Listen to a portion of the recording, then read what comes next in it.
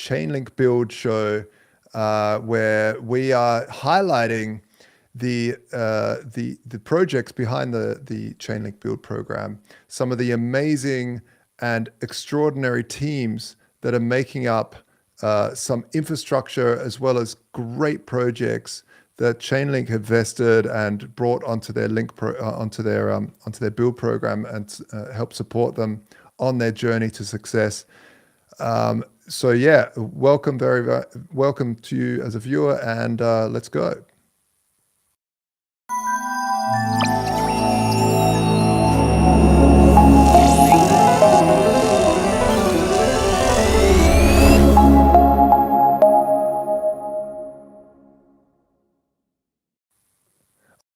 So today I'd like to welcome Concero, who have built an absolutely extraordinary mechanism to do cross-chain swaps.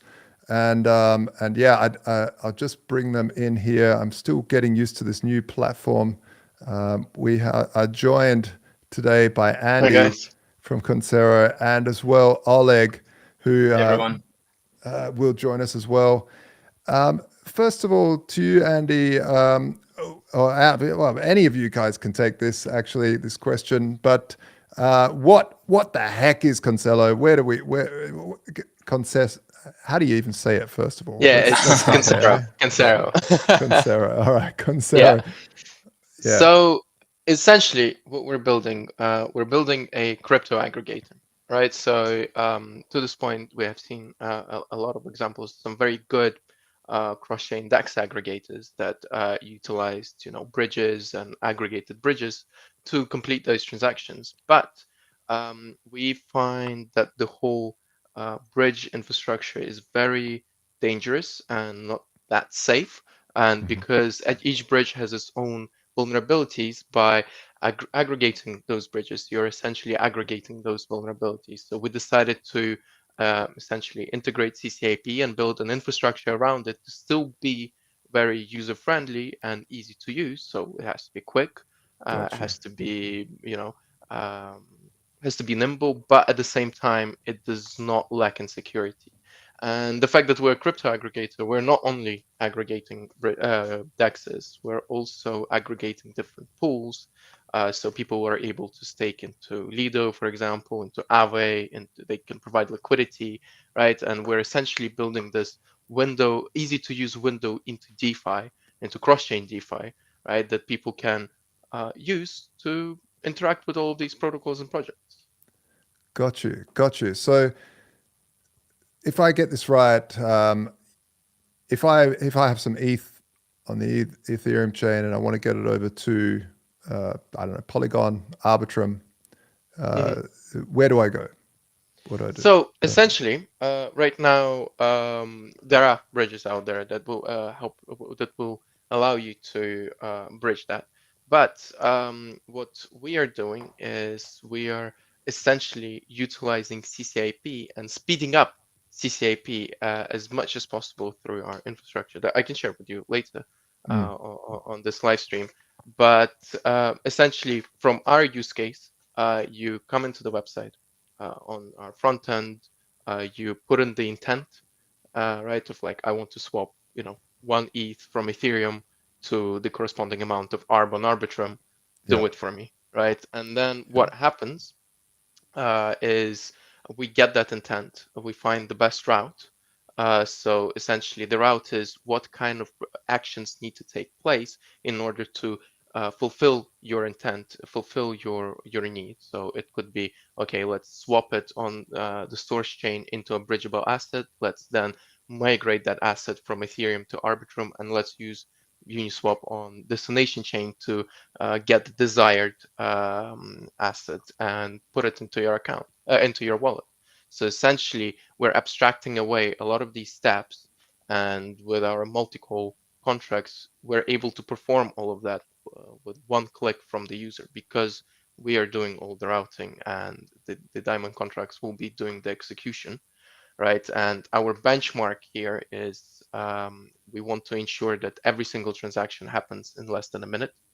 It's because, if I can ramble on here a bit, is because like to this date, we have built like our MVP in August, I think, and it's built by aggregating other aggregators, by integrating SDKs. The reason why we Yeah. did that is because we are very focused on actually building what people need. So our goal was to get some sort of a product in the hands of a user as soon as possible and start talking to them, right? This is why like Yeah. our infrastructure isn't live yet. The testnet will be done, I think, by the end of next month, right? But we got it into the hands of the user and we just started talking to them. We started surveying them. I think McAnthony, one of the guys in the audience, can tell you I honed in on him so many times to interview him.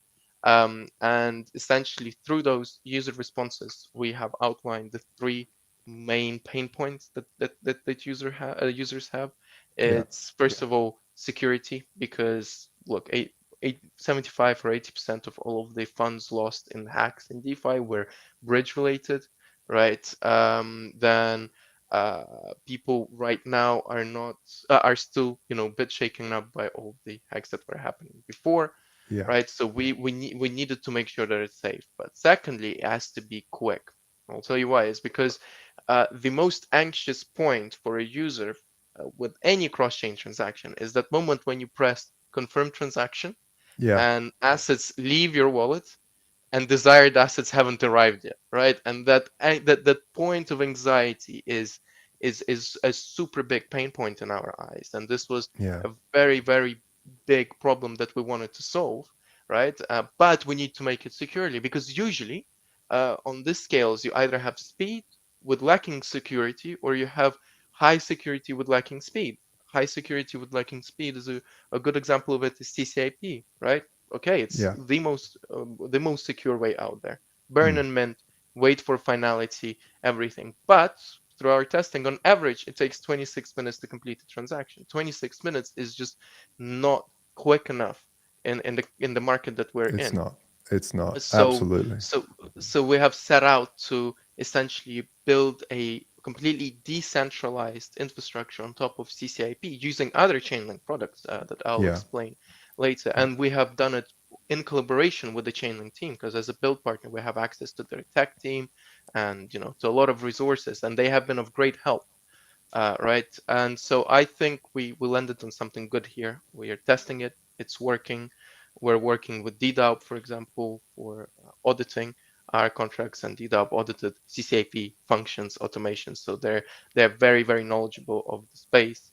Yeah. And yeah, Well done. so Well done. yeah.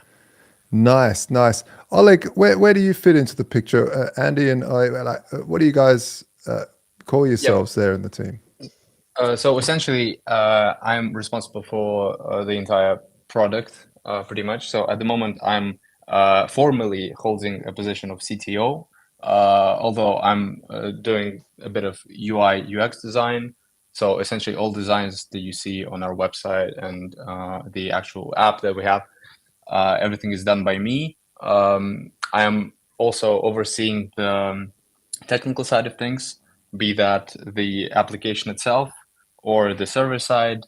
Currently working on the routing algorithm, and also myself along with Anzi and another blockchain dev. We are currently working on the CCIP infrastructure that Andy was talking about. So pretty much anything that is related to product and the tech side of it is overseen by me, and any communication side of things, any business positioning side of things, I guess Andy will tell better than myself. Andy is the CEO, and Yes. essentially he's responsible for the communications. So Awesome. Oleg is essentially the brains behind the operation. The Giga Chad brain. Yeah, Nice. exactly. Nice, nice. So you've created this technology. Are you going to whitelist it? Are people incorporating your technology into their So applications? Because I can see wallets, of course, needing this. So actually, it's good that you asked, because even with us aggregating other SDKs, we had like 3 or 4 projects reach out to us asking for our SDK, and we're like, okay. It was even before we announced the infrastructure, so the demand is definitely there, Yeah, and we are gonna put it into an SDK after we launch. as well, so other projects can integrate it. Because I think at the moment there are great companies out there that again aggregate bridges and stuff like that. But I think it's a very dangerous game to play because it's all fun and games until it goes wrong, right? Totally. And Totally. I still feel and bridges are the weakest link in all of this it stuff. is. Yeah. And the point is because of their inherent architecture. Like, look, some bridges are made with lock and mint mechanism, which is essentially on source chain, have this smart contract with hundreds of millions of dollars Yeah. locked inside of it. And on the other chain, you have a lot of these wrap tokens, which are essentially paper money, saying that, okay, you can take this token, give it to us, we will release the asset on the source chain. It is not interoperable because every bridge has its own wrap token. So liquidity is fragmented across a bunch of Terrible. different pools. Terrible. B, it's such a perfect target for hackers because Yeah. you have a vault with a lot of money and you have a print money button, right? So like if you were trying to steal money, this would be where you would go, right? Yeah. And this is why I'm such an advocate of CCIP and their burn and mint mechanism, Yeah. right? And the fact that they're completely decentralized, like they've been here since 2017, their network is very very big and it's very decentralized. I see a lot of other protocols, that are newer and stuff like that out there that claim to be super decentralized, and they are to some extent. But I know that a lot of them, like the majority of nodes, are operated by either investors or the team themselves. So if we're talking about the core ideologies upon which this industry was built of trustlessness and decentralization, I think, yeah, we need to move away from regular bridges with lock and Yeah. mints and centralized message passing. And Oh, we yeah. need to really, really hone in on this because we as an industry, we have to grow up, right? We have to mature. And Yes. maturing is making moves in the direction of not only this is the new technology, oh, it's so cool, you can have NFTs of this, blah blah blah. It is also about building a sustainable foundation upon which the next generation of apps and the next generation of products can be built securely, right? And I Yes. think this is what Chainlink does, and we want to act as a connector between CCIP and DeFi that speeds it up. Very well I said. think it's Very. important that Andy touched up on the SDK. I think it's important to mention that we are not just a wrapper around Chainlink CCIP. We provide a chain of services which make it a competitive product, which is the routing, the liquidity maximization, which I think we'll cover in more detail later on, and the CCIP itself. So essentially, an all-in-one bundle which solves the entire cross-chain bridging and swapping transaction, all in one package, which I think is pretty important. Yeah. Yeah. One thing that I'd love to see in a bridge is that I found very, very annoying is, let's say I have some ETH on one side and I want to go over to Arbitrum. Well, let's say Polygon, and I send some ETH over to Polygon, and it's now wrapped ETH, and then I'm stuck because I just don't have any Matic in that account to send that or to exchange that over to something that. So what I would really love is, hey, I want to send some over to this chain. I want to transfer it to something else, and by the way, split a little bit off so I've got some gas on the new chain at the same time. That's actually one of the things that we're implementing. It's gas abstraction, and according to a paper I think published by 0x, the number one reason why people abandon cross-chain transactions is because they do not have enough gas on either source or destination chain. And like, it is a very important feature, although now you just have to like keep track of gas on one side and other side, which is easy enough, but it's still inconvenient. But we have to think about, as the industry grows, the number of L2s grow, the number of, and I'm a believer that we'll have specialized L2s, that specialize in different types of assets. You will have to keep track of so many gas and so many chains that it is very important to introduce gas abstraction. So this is why we're introducing it out of the box. It's going to be a part of SDK. So essentially, we are paying gas for you, and we're recouping that cost by taking a portion of the corresponding portion of your sell order or your send order or your swap order or whatever, whatever transaction you're doing, to cover that cost. Because yeah, it's just about making it easy, and this reiterates the point of how we're building, right? Because I see a lot of companies that are building stuff that is just cool, and don't get me wrong, it's cool, right? Yeah.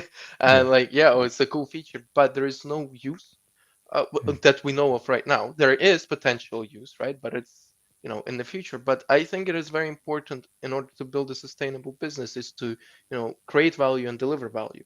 And we can only do that by listening to the market and actually solving problems, because we all of the tools and all of the parts of our infrastructure, they have been invented before, right? Yes, we are doing some proprietary stuff, but it is all about understanding what people need. It's all about the technology is there. It is about taking a minute to think about how can we put together an actual solution rather than a feature. And this is what we're aiming to do, and this is what we're trying to do. I got a question about the exchange process. Let's say I've got ETH on one side and I end up with ARB on the other side on Arbitrum. Mhm. How where is that happening? Is that happening before the bridge, or is it happening after? What do you mean? Where is the swap happening? Yeah, on which chain?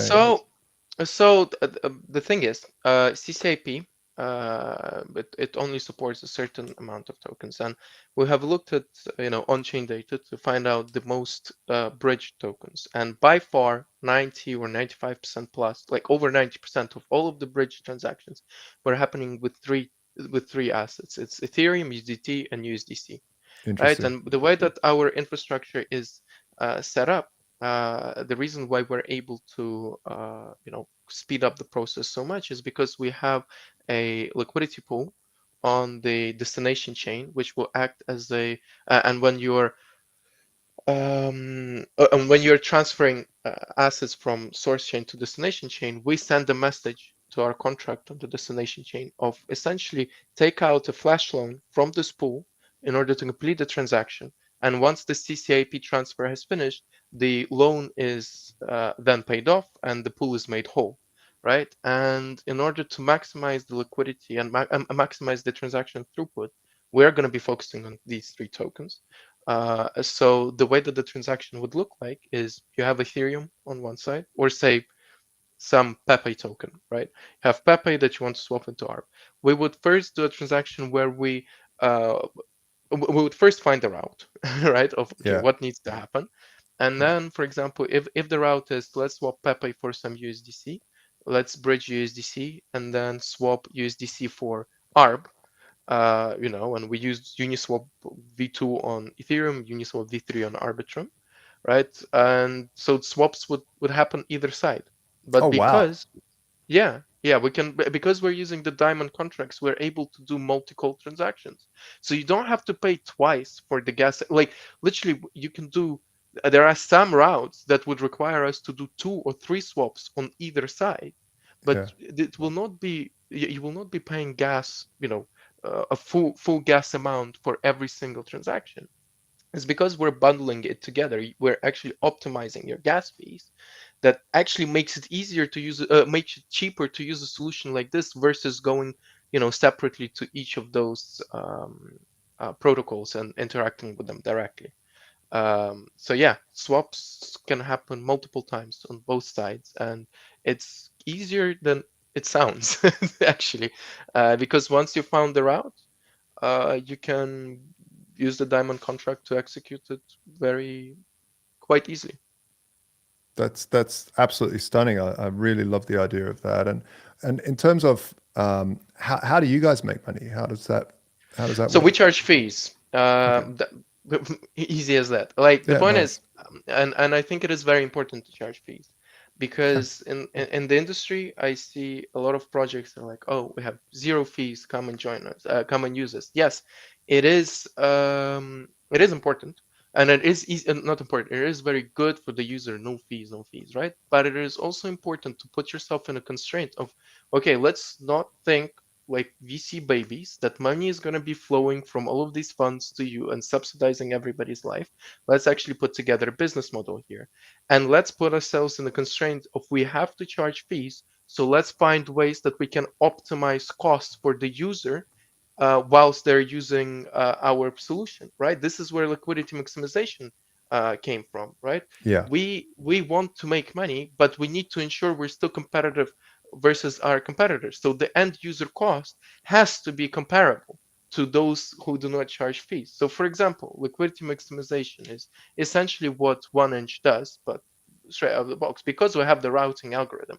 If you have some obscure token that has limited liquidity, or that has a bunch of pools with small amounts of liquidity, and you want to have a bigger buy order, right? If you interact with only one pool, you will have insane slippage.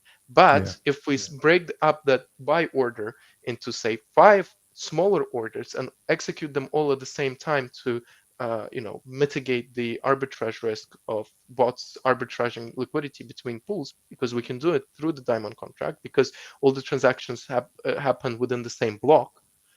We are able to minimize the slippage, thus saving the user money and saving their fees. And essentially, we we make money and the user is still happy. And we wouldn't have been thinking about that, and we wouldn't have been thinking of how we can optimize fees or gas or whatever if we were just saying, oh, we charge no fees, because it's an easy excuse to make. But at one point, we will have crypto winter again. At one point, VCs will not be subsidizing our life anymore, right? At one That's point, we right. need to start making money. And if your business and if your project does not have a sound business model and does not have a road to profitability, you're running a charity or I don't know, a glorified high school project. And No, it's just not how the world works. specifically when it comes to smart contracts and such, because we need to have solid development. We need solid, and God knows the auditors aren't doing stuff for free. Yeah, It's expensive to make yeah, smart contracts, and smart contracts. It's been said before, actually by the guys from Cypherin, who we used as an auditor, is that it's like deploying hardware. Once it's out, you can't really change it. You shouldn't really change it. And you really need to think about every aspect of the contract before deploying it. You can't just move fast and break things and patch things as you yeah. go, like Silicon Valley. You really need to be careful. So, Yeah, and um, and especially like DeFi, we are dealing with people's money here. This is yeah, not, getting a McDonald's off of Deliveroo or DoorDash, right? This is, for some people, a lot of their net worth is stored in crypto.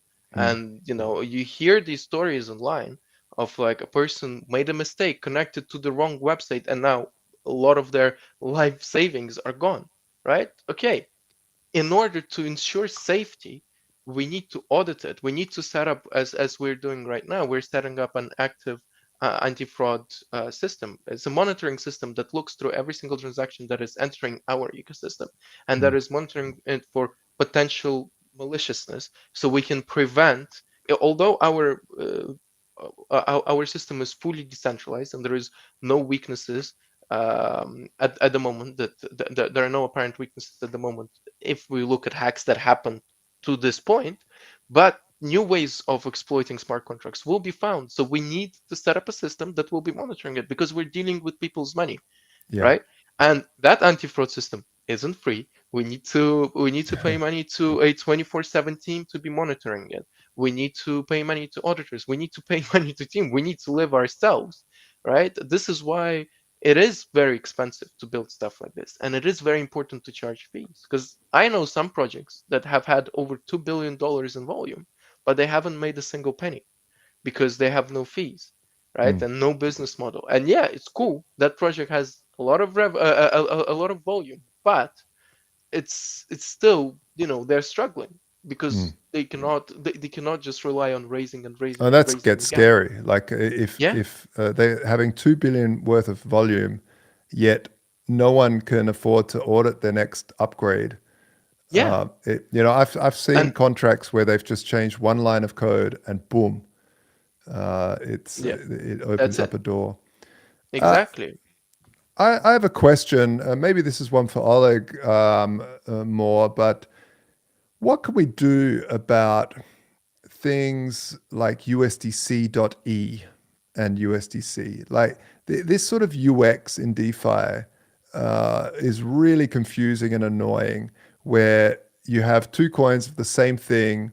And first of all, it's annoying for USDC for Circle because they lose their crawlback ability, they lose their revenue streams, anything else that's programmed into this development. It's especially bad for someone like Pax Gold who have a fiat transfer model. And this is actually another question I have for you. Fiat transfer models work with you guys, but yeah, I'm just wondering if what can be done about that sort of thing. Is there anything, if anything? Yeah. I feel like the introduction of CCIP actually marked the end of the issue that you're describing, as I feel like Chainlink is quite reputable in the space of security and reliability. So I feel like more and more protocols will start adopting it, and we will see less and less of these wrapped pseudo tokens, because CCIP inevitably is using the native ones, right? So Yeah. providing the security that people need, getting rid of the inconsistent architecture of any bridge that you can find in the world, which has its own bits and bobs. Having one solid system which is standardized with native tokens with a lot of security and reliability benefits will inevitably, I think, bring the market to using CCIP more. So yeah, I think the only thing we can do is just encourage more and more projects to to pay attention to the technology that Chainlink is building. Yeah. Yeah. Yeah, it's because you have to ask yourself why these USDCE and all of these pseudo tokens, as Alex said, why were they created? They weren't created out of malice, right? Nothing in No. the market is created because we want to be evil. It's created out of need because there was not a solution at the moment where the market needed the solution. So the market invented a quick fix solution that is currently bringing some problems, and a lot of them are cascading when we're talking about the fragmentation of on-chain liquidity and stuff like that. But uh, you know, then new technologies and new standards arrive, right? So I know that there is a new standard that for cross-chain enabled protocol tokens that for example, LiFi is pushing for, which is great. I think native tokens is the answer. I think utilizing, solutions like CCIP is the answer. But yeah, there are some solutions, but we're just more Chainlink focused. And actually, Yeah. I see a very unfortunate thing that I read on Twitter a couple of weeks ago. Of I think was Wormhole or Axelar. They tried to push through a a proposition on through Lido's voting process through their Yeah. DAO of essentially migrating Lido to their standard of cross-chain operability, thus closing the door for any non-wormhole, or Axelar. I'm not sure which one, but it doesn't even matter. It's like Yeah. these Web 2 safeguarding tactics of yes, let's try and make this just about our standard. Those are not good, Yeah. and this is why I think CCIP is good, is because they're not saying we have our special new standard. They're saying we're doing it with native tokens.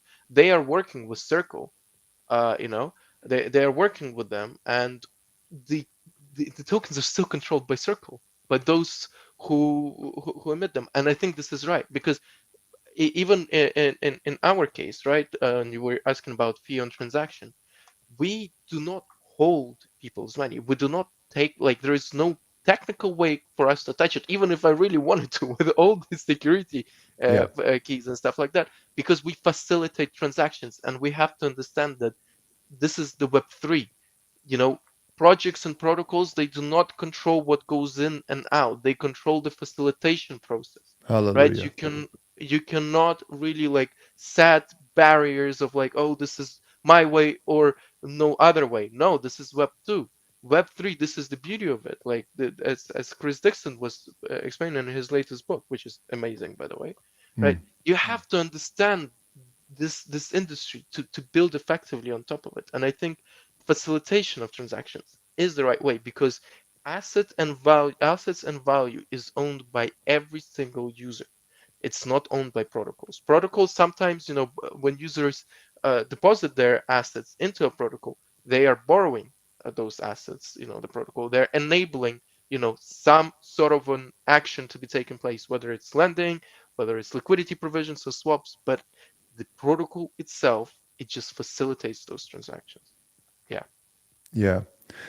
On playing devil's advocate there, does with Chainlink CCRP, do they need to whitelist tokens to be within that ecosystem? So at the moment, because it's still very early days, at the moment they need to whitelist because they need to have direct contact with the teams and with the contracts because it's not an easy process to integrate it. I've seen their roadmap of what kind of tokens they are going to be supporting, and I think it's a very good list of them.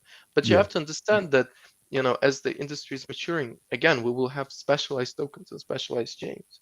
Right, I think USDC, USDT, and ETH is a very good solution for now because pretty much every pool for any token is either within that pool you either have ETH, USDC, or USDT. Right, you don't need to have every single token out there be cross-chain compatible. You really don't. Right, it's cool now. Right, but when we have specialized chains, you really don't need it. You just need a way to transfer value across chain and transfer messages across chain for those for those blockchains to communicate. And I think the best not store value, the best store of value is Bitcoin, right?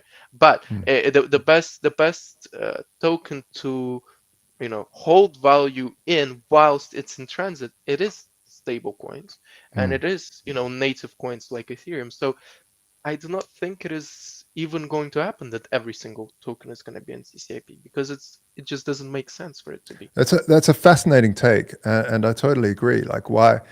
The only thing I think could be the argument against that is trading fees.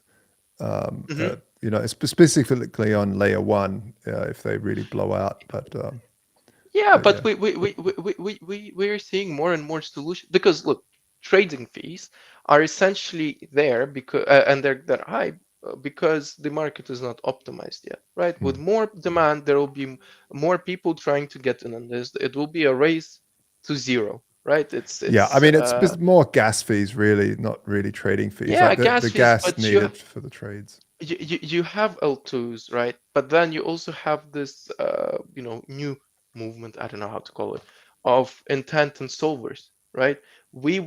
I think the era of decentralized finance being heavily supported by AMM type of decentralized exchanges is peaking right now or has peaked or will soon peak because I do not think that this type of mechanism will be the standard for a long time because it is as we're maturing, as we're becoming bigger, those fees and stuff like that, it becomes a problem, right? But solvers, for example, like it's like in the real world, it's like with any other markets. You have market makers, right? We don't have we have automated market makers, right? But they are a lot more. There are a lot more efficient ways. There are ways that are a lot more efficient to do this. So yeah, I think we will find a way. I have all the trust in the market, right? As soon as those fees will become the biggest problem, there will be a solution, right? Yeah, I agree. Yeah, interesting. And you mentioned there Bitcoin for a second. How does Bitcoin still fit into that picture? Look, in Bitcoin, your mind? you have to give Bitcoin a lot of credit, and I'm very bullish on Bitcoin. Don't get me wrong, I have So am Bitcoin I. and stuff. Yeah. It is the most known crypto. It is how all of us, I think, got into crypto. We all heard about Bitcoin first. I view Bitcoin. I know it's not a hot take. It is a very regular take of Bitcoin is more like gold. It is a good store of value. I do not think because of how slow the network is, I do not think there is much more that we can do there. I know that inscriptions are popping off right now with NFTs on Bitcoin, but there is no like need for it. Hmm.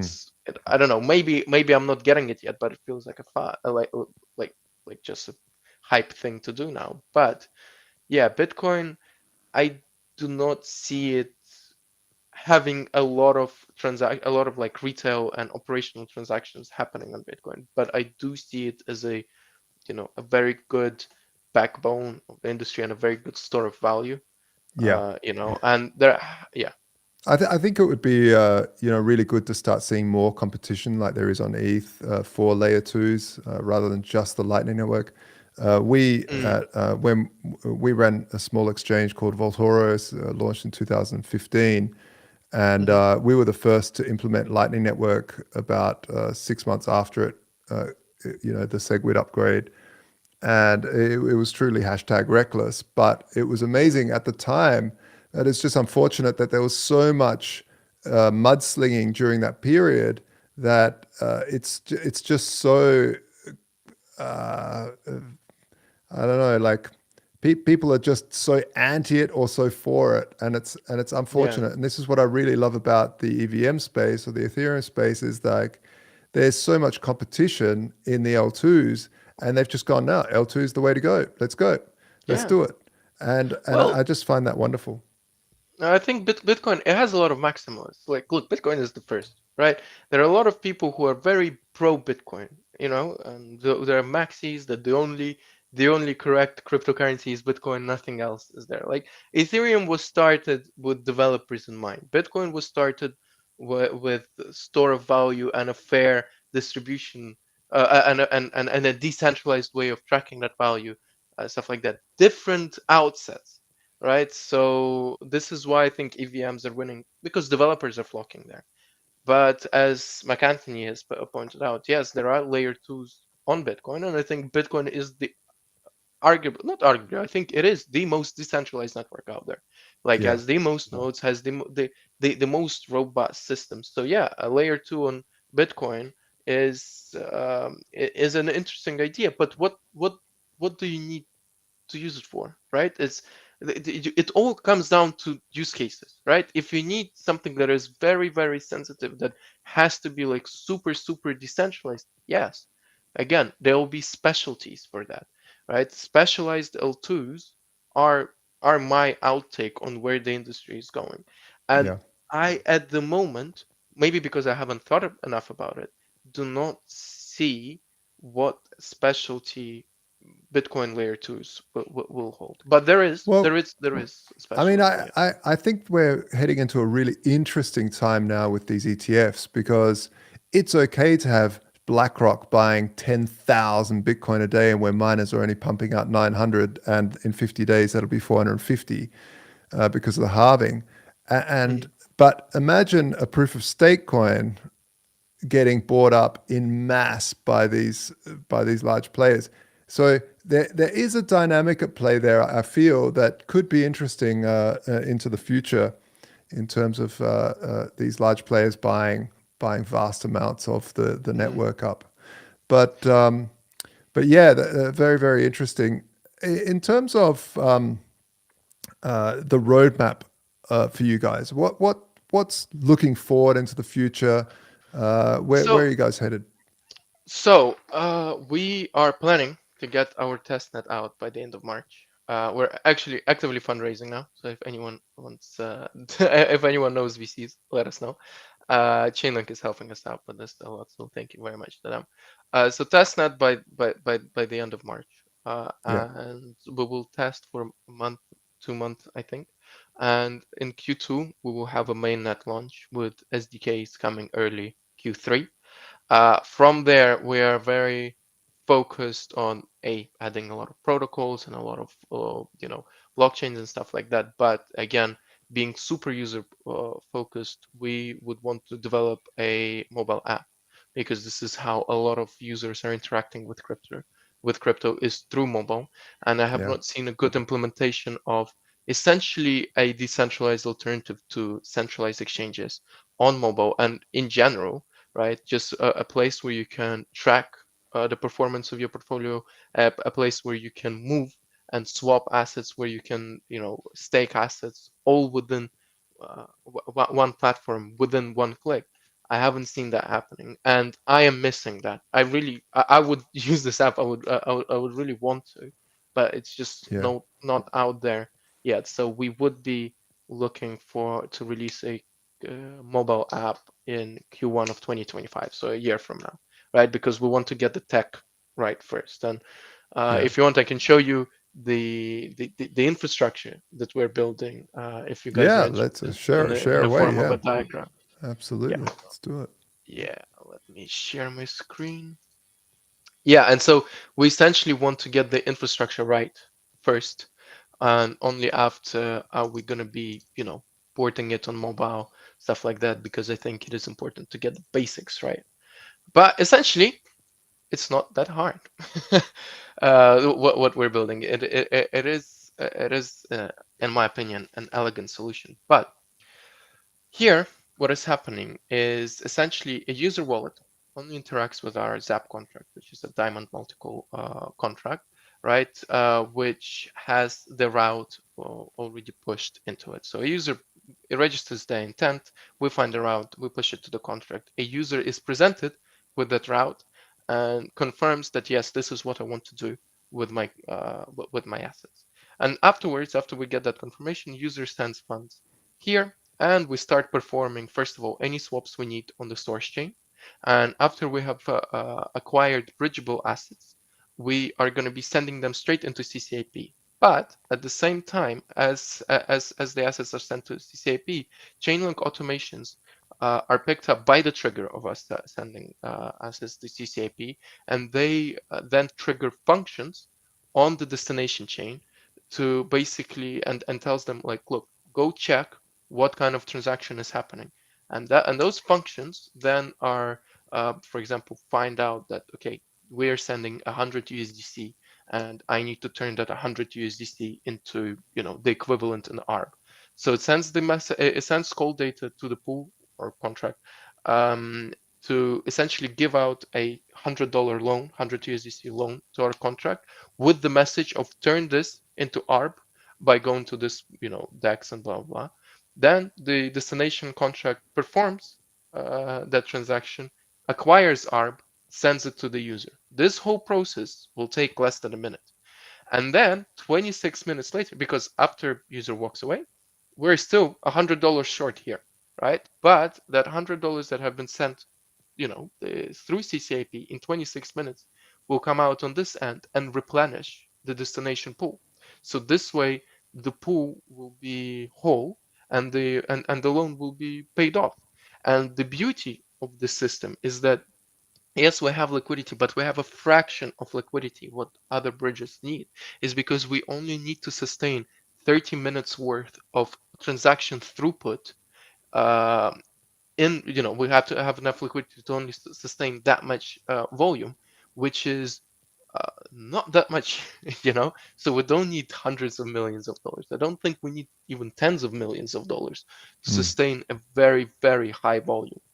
And given that our pool is only interacting with one contract, it is not likely that it is going to be hacked. And obviously, we're getting it audited, and we're setting up an anti-fraud system and everything. But that's how we're doing it. Excellent. It's really good. I mean, anything is better than the current bridging systems that are basically as slow as a snail at a snail funeral. Like it's just slow, So, it's great to see such a great outlook, and using Chainlink's technology as well. Obviously, we're very, very bullish on, because we're using a lot of Chainlink data feeds. We're going to be implementing the CCRP stuff as well for a lot of what we're doing, and maybe we'll look at what you guys are doing to integrate that into the standard. For those that don't know, the standard is a is a 0% borrowing protocol and stablecoin protocol that allows you to keep trading stuff even though you've locked it and locked a whole portfolio into a smart contract. You can keep trading, and we're just about to release yield accounts, which basically take the trading fees that are accumulated and allow you to buy up those cryptos, meaning ARB, Wrap, Bitcoin, Link at about 10% under market value. So it's a great way of DCAing into crypto, buying up assets at 10% under value, and really what makes it possible is Chainlink. And so we're really also very, very proud of being part of the Chainlink build program here, and you know, they're just I bet you can you agree with this, that since being on the program, it's just been there's just been so much help thrown from every Yeah, direction for sure. from Chainlink. They're just such lovely people and really open to helping in every which way. It was very, I'm very difficult to get into that program, which is so oh yeah. fantastic because it means that Chainlink are vesting projects properly. And yeah, that's why I really Yeah. wanted to highlight some of the projects on this show, start this show up to really talk to you know, founders like yourselves to say, hey, you know, we have a little ecosystem here that's building up, that's that is supported by the team over at Chainlink. Yeah, and they have been of great Really. support. Like literally, I remember, I think maybe 2 weeks ago, I had like 8 people from Chainlink on one Google Meet call with me for like over an hour, and I'm like, okay, Amazing. it's like, and it's marketing, it's fundraising, it's tech. Like Yeah. we had teams at Chainlink look at our infrastructure and the way that we're bringing it, but building it and giving us, you know, advice. Like I had the Chainlink dev sitting in my kitchen for like 4 hours helping us build this Nice. stuff. So yeah, they're of great help. Like if you're a founder out there building a chain, like try build. Like literally, I it's it's a very good program. Yeah, it's well worth it. Is there anything more that you guys want to mention before we close off? No, not really. I mean, thank you very much, first of all, for having us on. I hope everybody enjoyed the live stream. Stay tuned for our testnet for all of the updates that are coming out. It should be all released very, very soon. And thank you very much for the lovely host, Josh, for being Hey, a great person to have a conversation with. thank you so Thank you, much. Yeah, Josh. no, thank you guys, and for everything you guys are building. I can't wait to see. I can't wait to see it through come to fruition. And yeah, for those that don't know, we will be relaunching the EuroS stablecoin as of, well, I mean, it's still around, but since we had the vulnerability in December, we've been going through hardcore auditing with over 250 auditors trying to break us over the last month and a half. And so that's been through Cypher and Codehawks. Also used to be core devs over at Chainlink, so they know what they're doing. And so that's pretty much almost done. We're just finalizing the last little things. It should be done this week, but we'll be repegging. If you do want to grab some EuroS, it's still under spot. We'll be aiming to repeg that later next week. Obviously, everything there is these shows, they're not financial advice. This is all very techie, nerdy stuff. If you're just getting into crypto, don't touch anything we do. Go and buy yourself maybe some Bitcoin and Ethereum. Stick with that. Don't get anything else until you really understand the space. But yeah, folks, it's been an absolute pleasure. Look after yourself, look after your family. Lots of health, love, and happiness to you all. See you next week. Thank you Thank you, so much. Josh. See ya.